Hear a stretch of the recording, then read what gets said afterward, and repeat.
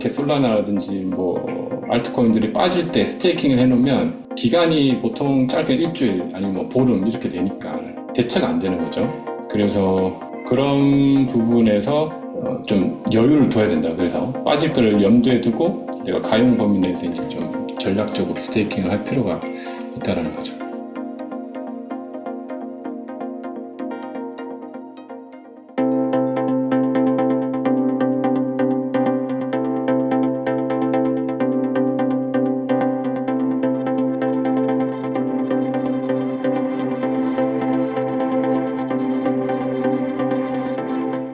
우리가 알트코인을 지금 투자하면 보면 솔라도 그렇고 그 하락률이 보통은 최소 두세 배죠, 그죠? 두세 배고 엄청난데 그래서 보통 알트코인 투자하시는 분들이 여러 가지 형태가 있긴 해요. 그래서 보면 알트코인을 이렇게 투자를 하잖아요. 그럼 이제 거래소에서 이렇게 하시는 분들이 있고, 그죠? 그리고 크게 이제 지갑을 가지고 이 스테이킹을 하고 그리고 디파이라고 하죠. 디파이 같은 데서 이렇게 락을 걸어놓는 두 가지 케이스가 있거든요. 네. 그래서 사실 거래소는 조금 낫습니다. 거래소는 바로 이제 정리를 할 수 있으니까 대응이 되는 거죠. 그래서 거래소에서 알트코인을 투자하는 경우는 사실 뭐 전략이라고 하긴 좀 그렇고 그냥 일반 코인 투자하는 거랑 똑같이 하시면 돼요. 그냥 변동폭이 크다. 그건데 문제는 알트코인 투자하시는 분들 이런 분들이 꽤 있거든요. 그럼 이게 보통 스테이킹을 해서 이자도 받고 왜 이걸 하냐면 플러스로 에어드랍 같은 거를 이제 많이 준단 말이죠. 그래서 이더도 여기 이제 묶어놓기도 하고 그러니까 이 경우가 이제 가장 큰 문제인데 디파이도 마찬가지고 이거는 사실 대응이 안 돼요. 그래서 저도 이렇게 투자를 많이 하는데 그러면 대응 안 하고 어떡하냐.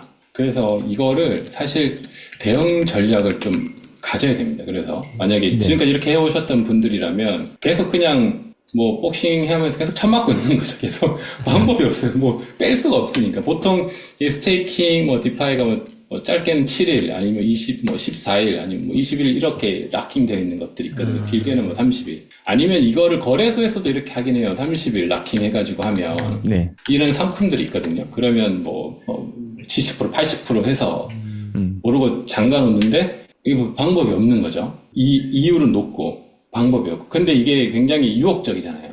비트는 예, 하나 가지고 있으면 계속 한 개인데 여기는 그 스테이킹을 했더니 이자도 주고 에어드랍도 주고 막 플러스 막 100 몇 프로 막 주니까 이게 사람이 보고도 안 하면 왠지 남은 바보 같은 것 같은 이런 느낌 많이 들거든요. 그래서 막 들어가는 분들이 되게 많은데 잘 꼬시죠. 네, 그래서 굉장히 유혹적이 제일 유혹적인데 실제 이걸로 졸업하신 분들도 많고 그러니까 이거를 좀 투자를 많이 하신 분들이라면 다 해요. 그래서 안 할 수가 없어요. 그래서 안 할 수는 없는데 그러면 특히 이런 하락장 막 일주일에 뭐 20%씩 빠지고 막 30, 40%씩 빠지면 그 넣은 돈이 사실 다 없어진 거거든요. 이자 받고 에어드랍 받고 해도 뭐 없어요. 남은 게. 네. 자, 비트 그냥 하나 들고 아무 생각 없이 그래 이렇게 가만히 있는 게 제일 좋단 말이죠. 근데 이제 뭐 비트도 가지고 있고 알트도 가지고 있으면 좀 괜찮아요. 예를 들어 뭐 비트를 한 70 가지고 있고 알트 뭐 한 30 아니면 뭐 10 이 정도는 괜찮죠. 네. 비트가 어느 정도 가니까. 근데 그렇지 않고 대부분 100을 이렇게 하고 계신 분들이 많거든요.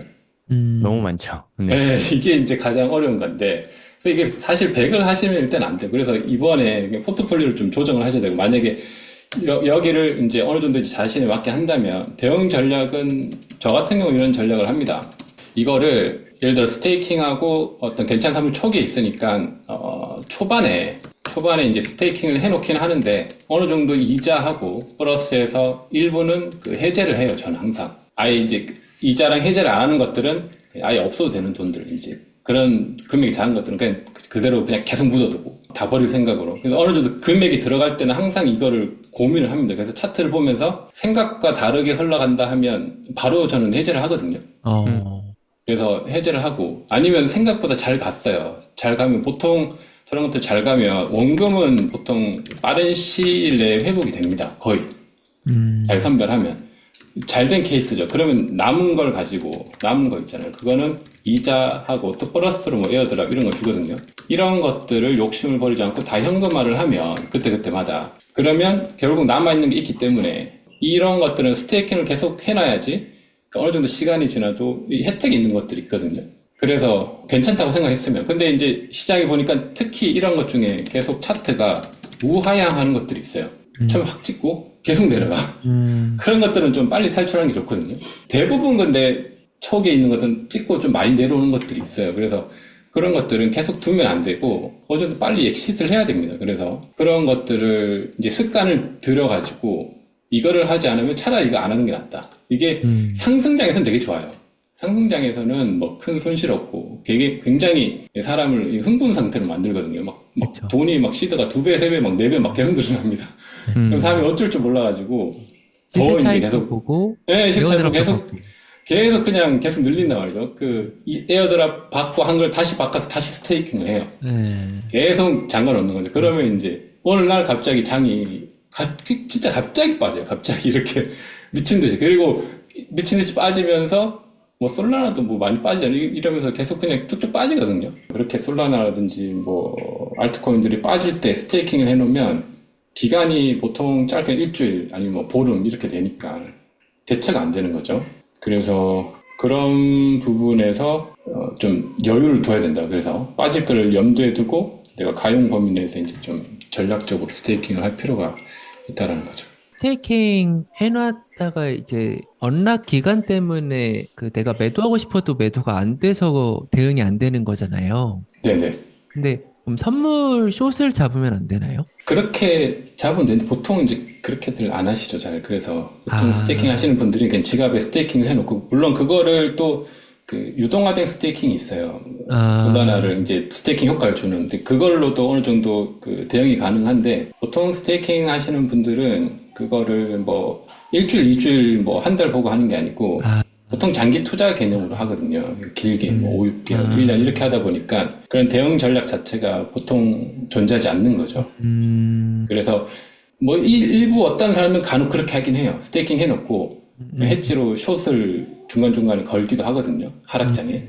그렇게 해서 좀 해치를 하는데 그렇게 하는 분들은 좀 고수분들이고 대부분은 그냥 그 상태로 그대로 그냥 갖고 계시죠. 대부분. 네, 또 그렇게 안 하는 이유가 해칭을 하는 순간 솔라나를 만약에 스테이킹하고 해칭을 하면은 솔라나의 가격 상승을 하나도 못 가져가잖아요. 그것 그러니까 때문에 네네. 그것도 있죠. 어떻게 보면 수량도 늘리고 싶고 가격 상승도 먹고 네. 싶은 마음에 하는 거니까 그것 때문에 그런 것 같아요. 좀 어렵죠. 그리고 숏을 쳤는데 또 다시 반전할 수도 있고 타이밍 잡는 게 좀 어려우니까. 그래서 그거를 하시려면 트레이딩도 좀 할 줄 알고 스테이킹도 할 줄 알고 다 할 줄 아는 분들은 적절하게 그 포트폴리오 분산하는데 대부분 스테이킹 하시는 분들이 트레이딩보다는 그냥 그것만 하시는 분들이 많은 걸로 알고 있거든요. 그러니까 이제 그런 전략을 다방면으로 구성해서 하는 고수분들도 좀 있죠. 근데 대부분은 하나만 포지션을 하나만 가지고 있는 거죠. 그러니까 디파이 저도 과거에 할 때 항상 이렇게 뭐 보통 페어를 이뤄가지고 예치를 했었어야 됐거든요. 그렇죠. 네. 뭐 비트코인 이더리움이라거나 뭐 이더리움 테더라거나 이런 USDT. 식으로. 네. 네.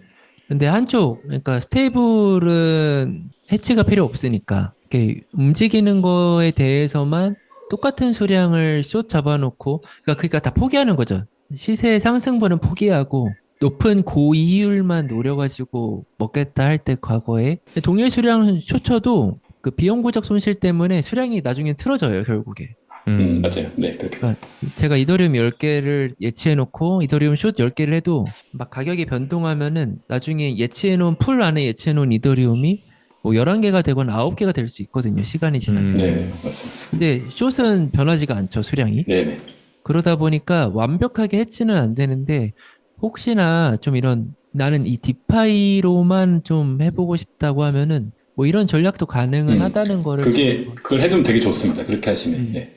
보통 그리고 숏은 좀 펀비를 받거든요. 보통. 네. 네. 그래서 이렇게 장기적으로 가져가더라도 약간 거기서 나오는 펀비도 수익이 되기도 하니까. 이게 되게 괜찮은 게 일단 스테이킹 수익이 솔라나 같은 경우는 한 6% 되고 네. 펀비 같은 경우는 뭐 적어도 1년에 한 10% 정도는 먹거든요. 좀 많이 먹으면 상승장에서는 한 20-30% 정도 먹는 것 같은데 그것만 해도 좀 작지 않은 금액이잖아요, 사실. 네, 네. 그렇고요. 그렇죠. 근데 뭐 물론 알트코인 투자하신 분들 30-40%는 너무 적게 느끼시겠지만 사실은 되게 큰 금액이잖아요. 좀 그렇죠. 그렇죠. 네. 그것도 사실 좋은 전략인 것 같아요. 거의 완전은 아니지만 거의 무위험에 네. 가까우니까. 맞아요. 네, 네, 맞습니다. 이런 것도 좀 공부해 보시면 여러모로 좋을 것 같습니다. 그 러그풀만 아니라는 그러니까 그것만 조심하면은 이만한 네. 수익 내기가 그러니까 네. 확 안정적으로 수익 내기 되게 좋은 이율인 거죠. 그리고 조세 다 한편으로는 뭐 이렇게 거래소에서 해주는 서비스들 있잖아요. 바이낸스나 업비트나 뭐 이런 맞아요. 거는 러그풀 위험은 최소한 뭐 그쵸. 별로 없으니까. 네, 네, 맞아요. 근데 덱스 거래소나 이런 건 사실 진짜 너무 네, 위험해가지고 네, 맞아요.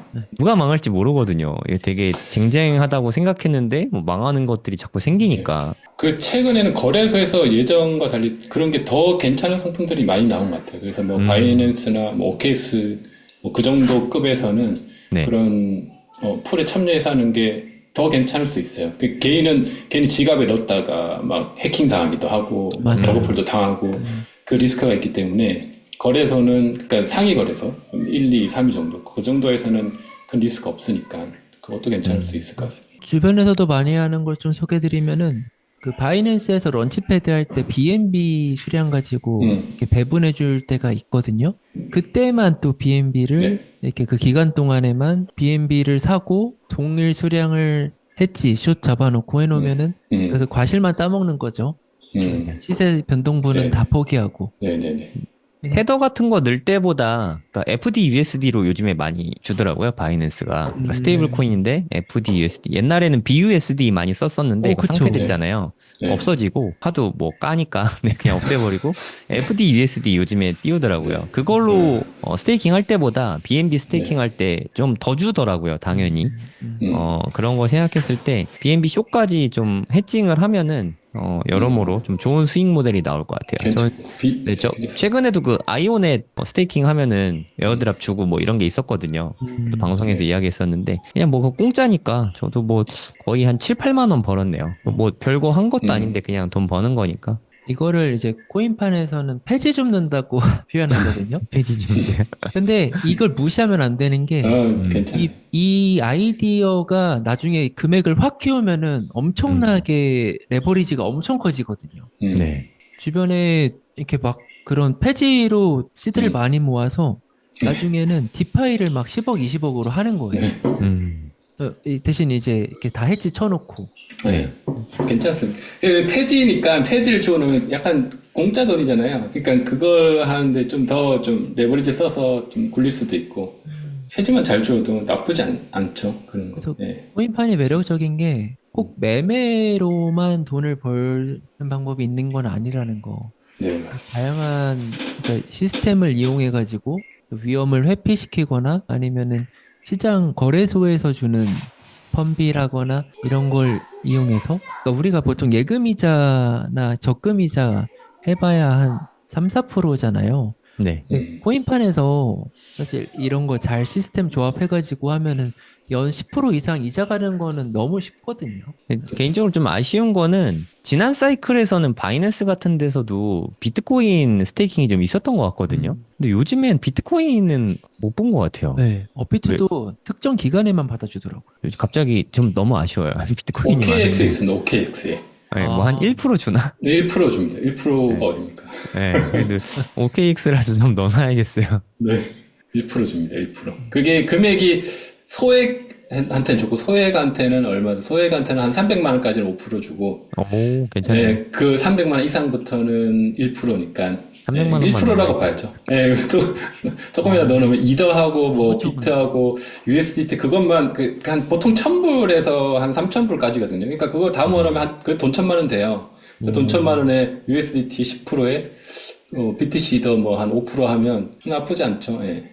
요즘에 그 테더나 USDC 10%, 7%뭐 이렇게 주는 상품들이 꽤 있더라고요. 많이 $10,000 넘게 네네. 이렇게 한도도 꽤 높은 것 같고 네. 그런 것도 근데 사실 10%가 뭐 높은 이자인 건 맞는데 사실 그것도 기회비용이잖아요. 네, 플렉서블한 것만 하시길 바라고. 왜냐면 중요한 시간이 오면 또 이렇게 넣어야 되니까. 네. 플렉서블한데 10% 상품이면 저는 안 할 이유가 별로 없는 것 같거든요. 그러니까 시드를 거기에 좀 넣어놓으면 괜찮죠. USDT. 네. 예. 네. 7월에 한 번, 9월에 한 번 이렇게 두 번 강의하는데 해외 거래소 사용법으로 강의를 하거든요. 저는 기왕이면 해외 거래소를 이용하면 쌀 때 더 쌀 때 살 수 있고 팔 때도 더 비쌀 때 팔 수 있거든요.